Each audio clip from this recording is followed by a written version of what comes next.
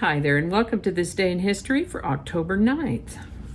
October 9th is the 282nd day of the year in the Gregorian calendar, 283rd in leap years, with 83 days remaining to the end of the year. Today's word is astronomy. Astronomy is a noun, and it means the branch of science that deals with celestial objects, space, and the physical universe as a whole. I'd like to take a moment to mention that links to my research are included in the show notes down below there. If you're watching on YouTube, I'll put a link in the iCards up in the corner there.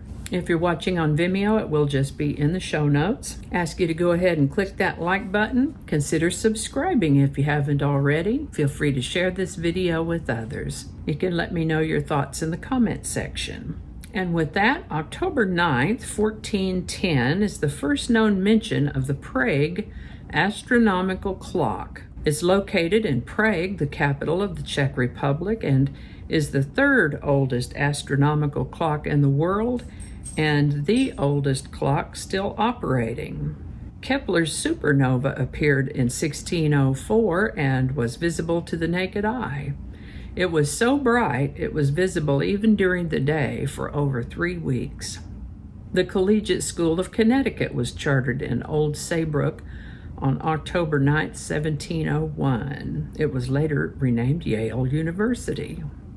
On October 9, 1790, a severe earthquake took place in northern Algeria, that's in North Africa there, causing severe damage and a tsunami in the Mediterranean Sea.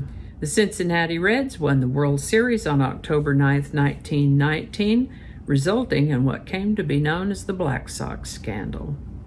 I think the White Sox were expected to win, maybe, but they were prevailed upon by gamblers to throw the game. And, I mean, they were good at throwing the game in that they managed to lose, but they were not very good at throwing the game in that it was hideously obvious what was happening. And so there were several of them there that got banned from baseball and consequently banned from the Hall of Fame. There's a whole lot more to it. There's a lot more to it than that. It was pretty awful. On October 9, 1936, Boulder Dam began to generate electricity and transmit it to Los Angeles, California. It would later be renamed Hoover Dam. This is the birthday of English singer-songwriter, bass player, and producer John Entwistle, born October 9, 1944. He was part of the band The Who. Interestingly, he was the only member of the band who had formal musical training.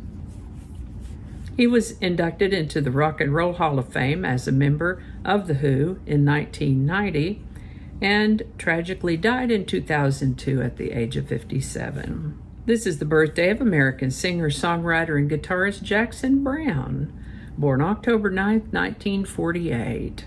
I've placed a link in the show notes to his YouTube channel.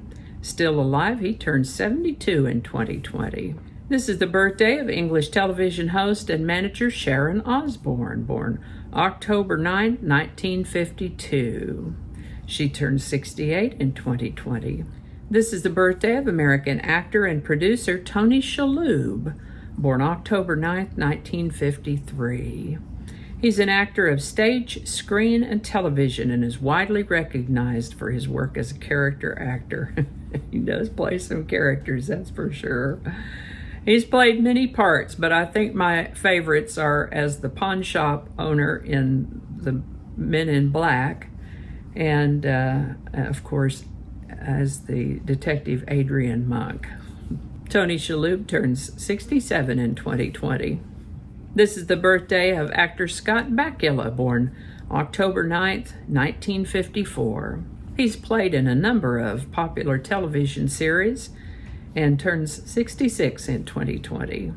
On October 9th, 1967, the day after his capture, Che Guevara was executed for attempting to incite a revolution in Bolivia. This is the birthday of Sean Lennon, born October 9th, 1975. The younger son of the late John Lennon and his wife Yoko, Sean turns 45 in 2020. Wow, 45. On October 9th, 1980, Pope John Paul II greeted the Dalai Lama during a private audience at Vatican City. On October 9th, 1981, President Francois Mitterrand abolished capital punishment in France. The Phantom of the Opera opened at Her Majesty's Theatre in London on October 9th, 1986. It would go on to become the second longest-running musical in London. North Korea conducted its first nuclear tests on October 9th, 2006. And that's all I have for you today. I hope you learned something you didn't know before. I know I sure did. I always do.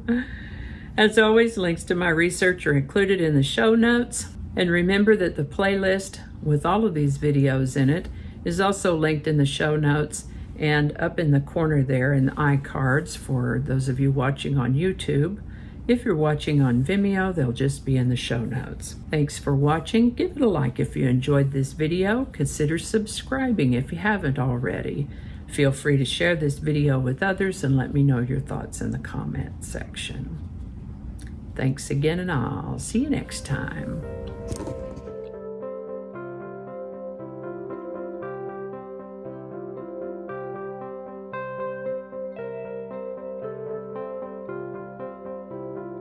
Didn't I read that already? Yeah, leave that part out. Yeah, I'll trim that out. But I did read that already. That's just awkward. There's going to be a lot to edit out of this one. I just got the pop-up that says my computer's head is full. I need to blow its nose. That sounds like a pretty ambitious project. Okay, just leave that part out. Not the first day, but the birthday. I guess the birthday is the first day. This is what happens when you don't clean up your script. I might leave that part out. I don't know how all that's going to go together or if it's even going to make it to the video. We'll just see. That's not going to go. Yeah, we're going to cut those out. That'll all be laying on the cutting room floor. So I'll just do that whole thing over. That might not make it into the video. We'll see. Changing it up.